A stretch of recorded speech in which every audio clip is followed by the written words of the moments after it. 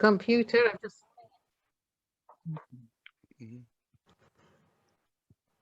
Okay, okay, very good.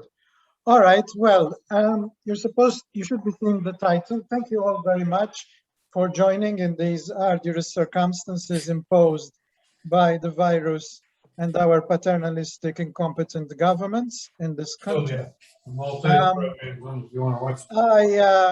As was mentioned, I have been, ever since a child, I started as a stamp collector. Most children, at least of my generation, at one stage or another, collected stamps, were encouraged by their parents to do so. It's an instructive hobby, and compared to the savagery of Australian rules football, it is a very safe one. I continued to collect stamps, and gradually I transitioned from being just a stamp collector to a philatelist, in the sense that I wasn't just interested in collecting the stamps, but I started to engage in the study of postage stamps. And from that, I transitioned to what I consider myself now to be, which is a postal historian. And I will say something about this later on, but basically postal history is that part of philately which focuses rather than on stamps, but on letters, documents, and other aspects which can give us insight into the historical aspects of the postal system in which we're interested. I have a long-standing interest now in the postal history of Malta, which is a very rich field because, of course, Malta being in the middle of the Mediterranean and having been a British colony during all this time that we had the development of the postal system, there are many aspects. Today we'll discuss one of them, as I shall discuss. But first, let me, why am I not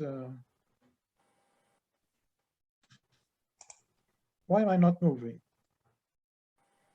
Okay, first let me say something about the postage stamps of Malta. On this slide, you are seeing, I hope you're seeing my mouse, this is the very first postage stamp issued in Malta for Maltese use. This stamp was put out for sale in late 1860, and it is called in philatelic circles the halfpenny yellow. You can see that the stamp has a 1 halfpenny denomination, and after the supply of this stamp was exhausted, 28 subsequent printings were made of this stamp, reprinted another 28 times in yellow color, and one printing in green color. And you can see the green stamp down here. It is important to note that this stamp was, in terms of its legal use, only for local mail within the Maltese islands. It could not be used to frank letters which were going overseas. For that purpose, until round about 1884, we, as a postal authority, used the stamps of Great Britain. These were shipped to Malta and used to frank mail going outside Malta. And what characterizes the usage of these stamps is the particular postmark, timbru, and the most characteristic, although not the only important postmark, is this postmark, which shows the usual part of a postmark with the word Malta and the date. And then there is the famous bar cancellation with A25. This designates that it was actually used in Malta to frank mail outside Malta. Another word about the halfpenny yellow. The stamps, I myself am a specialist in the halfpenny yellow. I collect them assiduously. And my aim is to try to acquire all of the separate printings, which is not easy because being most of them in yellow, they are more or less very similar, but there are differences which I will not go into. They are not excessively expensive considering the relatively small numbers which were printed when you buy them used off the envelope, what we call off cover. When you buy them unused, they tend to be more expensive, especially the very early printings. However, examples which are still franking the original envelopes for all the 29 printings in yellow are immensely scarce, widely sought after, and very expensive. I have a good selection of these in my collection, and now that I am a pensioner, that's where it stops, because I don't have the money to buy any more examples. I have told you that until 1884, we had the halfpenny yellow for internal use, and then we had the British stamps. This is just one example. There were many other British stamps used in Malta for use to frank overseas mail. In 1884, the postal authorities issued the first set, and you can see it over here, of stamps which were designated for all the rates within Malta and also overseas. You can see that we have, as usual, the halfpenny rate for franking mail domestically, and then we have a range of other values, the 1 penny for heavier letters and some aspects of overseas mail, the twopenny halfpenny, which was used very extensively to frank mail to the British, to Britain, and other denominations that you can see here. These colors were the colors specified by now, by 1884, of the Universal Postal Union. So they had to change the color from yellow to green to conform to international norms. If you look at the stamps of Great Britain, for example, you will find that around the same date, the same colors were introduced for British stamps and other countries. I'm going to tell you a little story here because I think it is interesting and somewhat amusing. And you know, even those of you who do not collect stamps, that there is this idea that stamps which have been printed with some kind of error are worth a lot of money. And this is sometimes is the case, sometimes the value can be exaggerated. But I'm showing you here one such stamp issued in Malta with an error. Now what happened was that in the late 1890s, early 1900s, the 1 penny stamp ran out. And by the time, and they didn't have time for fresh supplies to arrive from the printers in the UK. So the Maltese Postmaster General ordered that extra supplies of the blue 2penny halfpenny stamp would be overprinted with the words, as you can see here, 1 penny, timbru for 1 penny, and these would be used for the normal 1 penny usage.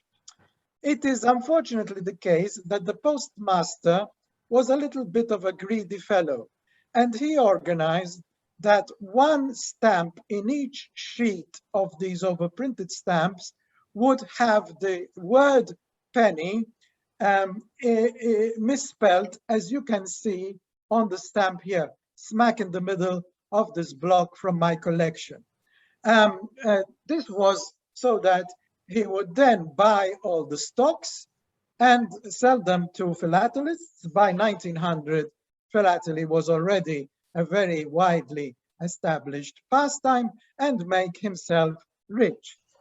He was caught out and he disappeared from sight in relation to his job, but the stamp is really not very rare, although to find it used postally in a legitimate fashion on an envelope is quite an achievement. And I'm glad to say that I have some examples of this, and they tend to be a little more expensive. let's say 100 euros or so for a good copy on cover. This particular block, since it is in a block of stamps but is mint, would probably be on the market for about the same amount or maybe less. You have to understand that in Malta, the early post offices were not established until a fairly long time. And this is now leading into my talk. And the very first agencies which served as post offices in Malta were actually the police stations, especially in what they called the casals or the villages. So that with the gradual introduction of other post offices besides the central post office in Valletta, which we will come to in a moment, we had the post offices, the branch post offices of the large towns, such as, for example, Slima and Hamrun, but the smaller towns and the villages did not have their own separate post offices, but they had the post offices which were designated as such in the police station. The mail was delivered there in ways which I shall show you from Valletta, and for the first period of time, the mail was not distributed, but was placed on display in a frame in the police station. And if you then went and saw, if you had any letters, you could then endeavor to collect them. And now we start approaching our subject. You can see on your left on the screen, the General Post Office Central mailroom in the early 1900s, and you can see the very first postmen in Malta doing their duty in Valletta and sorting out the mail according to the rounds which they themselves were responsible for, so that they would then go and distribute the rounds to these locations. As time went by and the amount of mail increased, special officers were appointed at a lower rank than the postmen to actually assist them in the sorting. At first, of course, the amount of mail which was distributed throughout the Maltese Islands was limited to that class of society which, in fact, was literate. And you know that until the years when we started to have endeavors in universal education, the vast majority of the Maltese could not read or write. And so mail tended to be mostly limited to the professional classes and other educated groups, such as those people who worked for the British services and, of course, the clergy. Hence, much of the mail in Malta, the early mail, is either in Italian, most commonly in Italian, because this was the language of the professional classes, or in English. The amount of mail in the early years of the Maltese postal system, which is in our language and in the Maltese vernacular, is extremely low. I myself have always kept an eye out for any correspondence which I see for sale in the various markets which I am engaged in, and if I find anything up to the year 1940, which is in Maltese, I immediately try to get it. I'm happy to say I have several of these, but not a lot. On the right-hand side of the screen, you can see our very first postman, those individuals who actually started off by distributing mail in Valletta itself. They were allocated a bicycle so that they could move around, and then they had to distribute this mail. And my subject today is actually focusing on how this mail was distributed and some aspects of the work of these gentlemen. Of course, in those days, the idea that a lady would be distributing the mail was absolutely out of the question. Here is another interesting photograph in which we can see postal officials, including some interesting ones involved in the distribution and carriage of the mail to the sister island Gozo. And I'm very happy that we have a gentleman from the Gozo Philatelic Society here. And you can see towards the back, the gentlemen who were designated as postmen. And now I come to the subject of my talk. And you should be seeing here on the screen an extract from an announcement in the government gazette in the report of the post office for the year 1889, and this is extracted from the National Archives. And you can see that in this announcement there is stated that with a view to ensuring that there is accountability by each postman for the mail which he was charged to distribute on his specific mail round, each postman was allocated a personal stamp, una bolla personale, as they called it in those days, because this idea was actually copied from overseas, and in particular from Italy, where, of course, we always had a level of administrative and cultural alignment. The Postmaster General observed the use of these bolle personale, the personal hand stamps of the individual Italian postmen in all the towns and cities of Italy, and he thought it would be a good idea to introduce this. And this was introduced for the good old bureaucratic reason of accountability, that if you distributed the mail, you had to put your personal stamp on your envelope or card or letter or whatever it is that you distributed to show that you had actually delivered this letter. I'm showing you here on the screen a couple of examples of the bolle personale, which are actually from mail from Malta to Italy. You have to understand, therefore, that the personal hand stamps of the postman were used for incoming mail, for mail which they had to distribute, either domestically or mail which came from overseas. Again, I emphasize, domestic examples are always much scarcer than overseas ones. And what did these hand stamps look like? If you have been so fortunate as I have to go to the Maltese Post Office Museum in Valletta, a truly very excellently set up and administered museum in our series of famous museums in Malta, you will actually see some examples. And this photograph is of some examples of these hand stamps. So I reiterate, each postman was given a number. I'll come to another aspect of this number in a few minutes. The numbers were allocated according to the rate at which postmen were recruited. So number one was the very first postman, number two, the second, etc., etc. And as time went by, of course, postmen were allocated not just to Valletta, but to Sliema, as we shall see, and to the other towns and villages as post offices arose.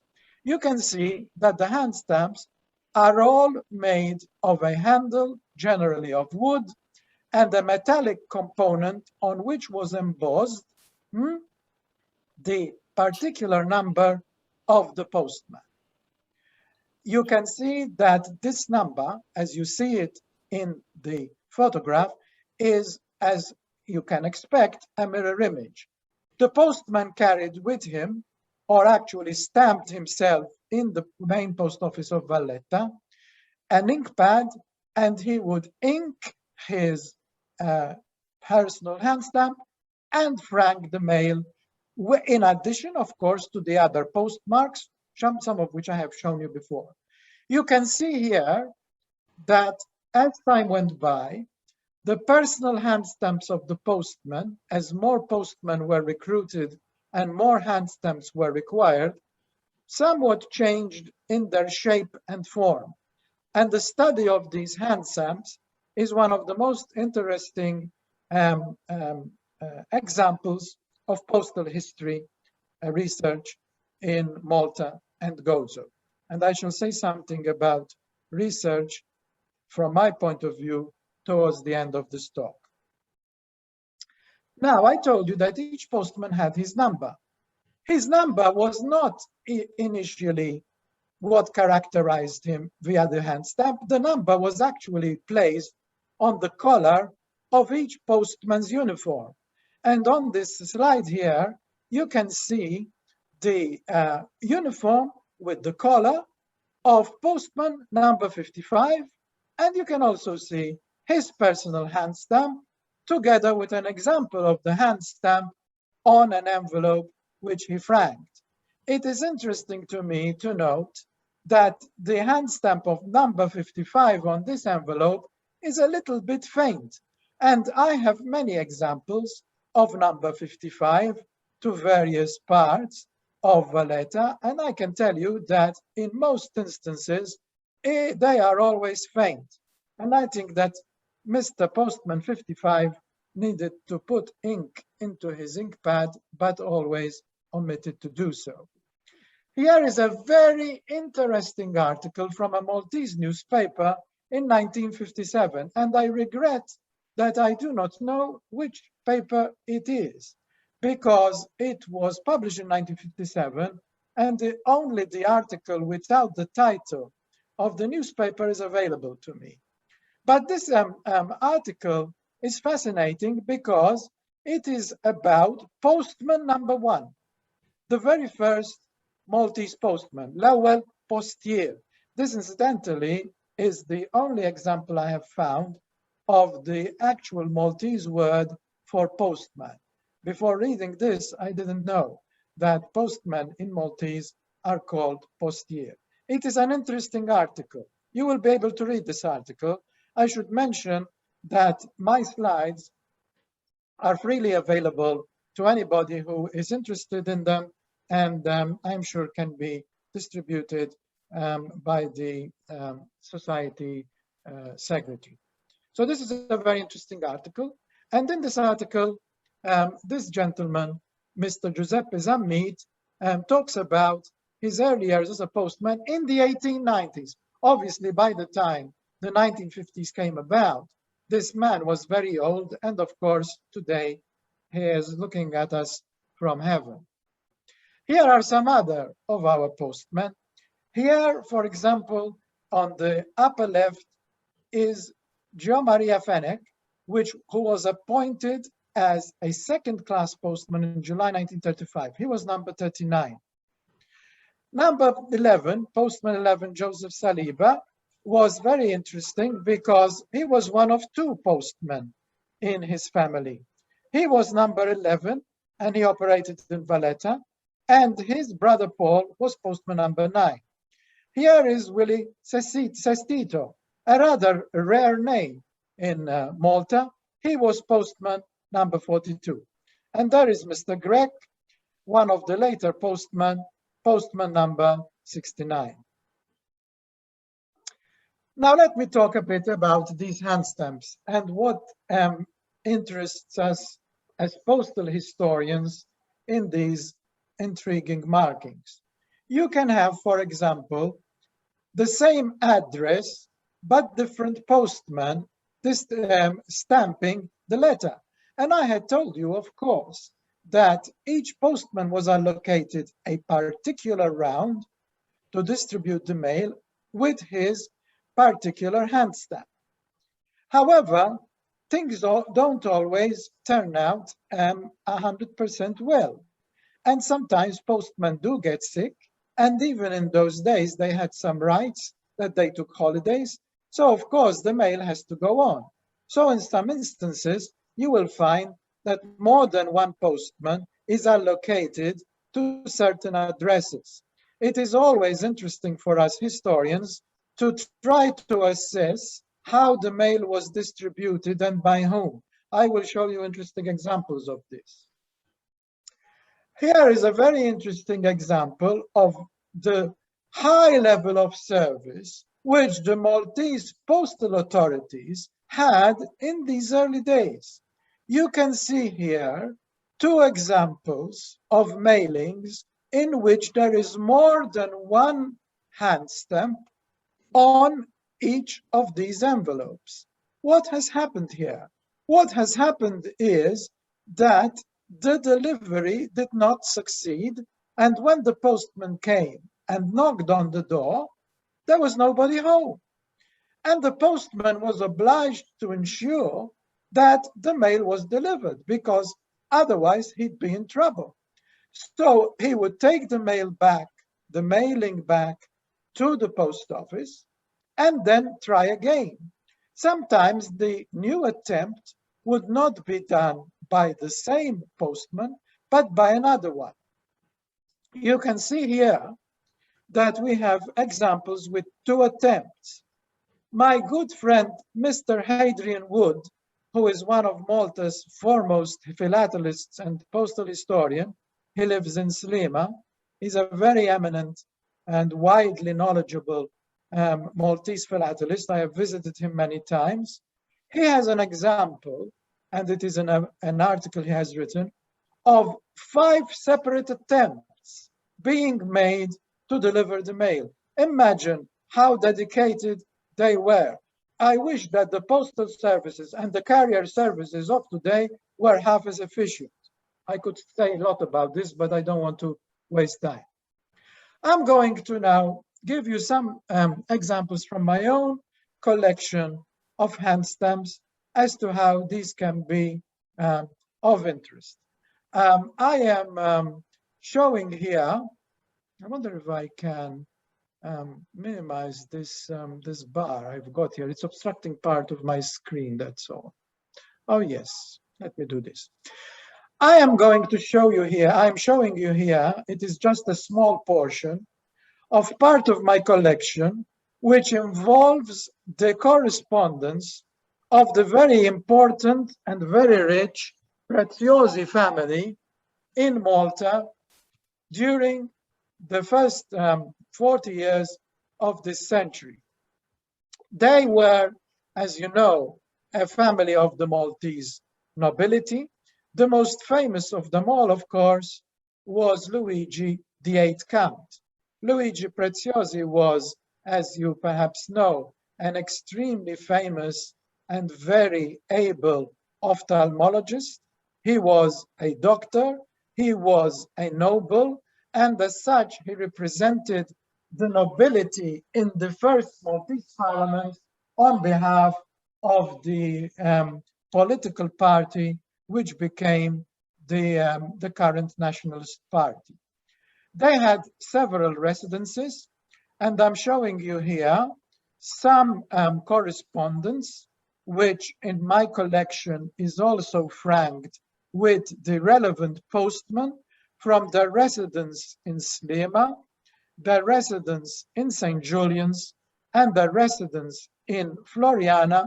And I have examples which stretch from the first decade of the 20th century to around about the 1940s, to the Count, from the Count to his wife, to his brother, to his various children, and so on and so forth.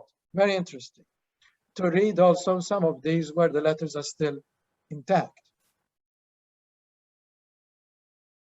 Yeah, why am I not? Sometimes it doesn't move forward. Let me see. Okay, now let me start describing how we are interested in using these hand stamps in order to designate the actual postal routes of these postmen. And you can see here a map of Valletta, and I'm going to show you many more maps. And I just want you to appreciate, not that you need to appreciate, but I always make this point to people who are not Maltese, who are not familiar with the geography of our islands, as to actually how small this all was. The length of the peninsula, or rather of the part of the Shiberas Peninsula, which is Valletta, is only about 1.2 kilometers. Of course, this doesn't mean that the poor postman didn't have a job, because you know very well that the streets of Valletta are not exactly ideal for riding a bike and walking up and down as part of your job, especially in those days, especially if you're wearing an extremely uncomfortable uniform, as these gentlemen had to do. And how do we do this? Look here at the way in which, using these pieces of correspondence and many, many others, I have managed to designate the postal route of postman number 2 when he worked in Valletta. Postman number 2's first designation is in Valletta, and he worked there for quite some time, between 1989 and 1920. And through this correspondence with his designated hand stamp, we can get a good idea of what his postal route. Much more scarce, although possible to find, I have some examples, are the examples of hand stamp number 2 used in Gozo. I believe that I will show you some of these later on. Postman number 2 in Gozo, I think, was different from postman number 2 in Malta, because what used to happen was that if a hand stamp went out of use through the postman's retirement or death, then that hand stamp would be handed on to another postman. There are some examples of this. Let us now look at Slima. As you know, Slima, and this is the case from quite some years ago, is Malta's major urban center. And so it is, next to Valletta, the most important area of examination of these hand stamps. I should say in relation to Valletta that I've studied the postal routes of at least 8 separate postmen in Valletta, but because of time, I only showed you postman number 2. Here is postman number 32.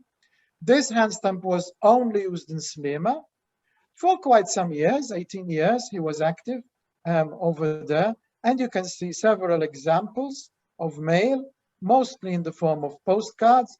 Many of these examples, as I said, are franking mail which came in from overseas. And much of the mail from overseas was in the form of postcards. So we don't have any of these examples here in the vernacular, but we have a lot of examples in Italian and in English. And you can see that by studying the addresses, I am able to get a reasonable idea of the hard work of Mr. Postman 32. And here is number 64, one of the later postmen. And it is interesting that Postman 64 worked in both of the major cities of Malta. He worked in Valletta, and he also worked in Slima, in different parts of his career. Let's say something now about an area which is very, very interesting and in many ways much more rare in terms of philatelic access than the post and hand stamps of Valletta and Slima. And these are the hand stamps of the Casals, and I will also give a special mention to Gozo. You can see here a map of the islands, and on this map I have indicated which were the hand stamps for individual towns and villages. And you can see that I've also indicated 3 hand stamps for Gozo, although I can tell you that there were more than 3 hand stamps used in Gozo. On the right-hand side of your screen, you can see our friends again, only this time they're not riding a bicycle. Now they are riding motorbikes. And the reason they're riding motorbikes is that by this time, the rural villages and rural towns had their own post offices, and their job of this postman, therefore, was to jump on their bikes once the mail had reached Valletta, because all the mail at first had to reach Valletta, and then they would ride to the relevant towns and villages outside the major urban centers. And for this, as time went by, they were allocated motorcycles. They must have had great fun. Of great interest, I think, is the lower photograph, and you can see there officials of the Postal Service together with some people of a nautical bent, and they are loading the mail, which first arrived in Valletta, then was transported down to the ferry at Imjar for it to then go to Imjar in Gozo and then be distributed to the various towns and villages. And now I show you some examples. Zaytun. Zaytun had at least two hand stamps, and the number 41 is extremely rare. It is not common at all, as is indeed the postmark for the town of Zaytun itself. It is one of the postmarks which we call village postmarks. Philatelists and Maltese postal historians are very much aware that these postmarks, several of them are extremely scarce, especially, I emphasize, when they are found on the original cover. We postal historians and we philatelists in general always try to get material on the original, what we call cover, what people who are not philatelists call the envelope. I chose to show you this example from Zaytun, not just because of the interest in the markings, which are interesting themselves, but if you look carefully, you will see, and I was filled with joy when I acquired this example, that we have here an example of a mailing in which we have the Maltese language. And I think that this is an excellent example. And we can see also that this was a service person because it says on active service. Hamrun, which as the years went by became an extremely major urban center as it is today, had several postmen to take care of its different postal routes. And you can see here the three main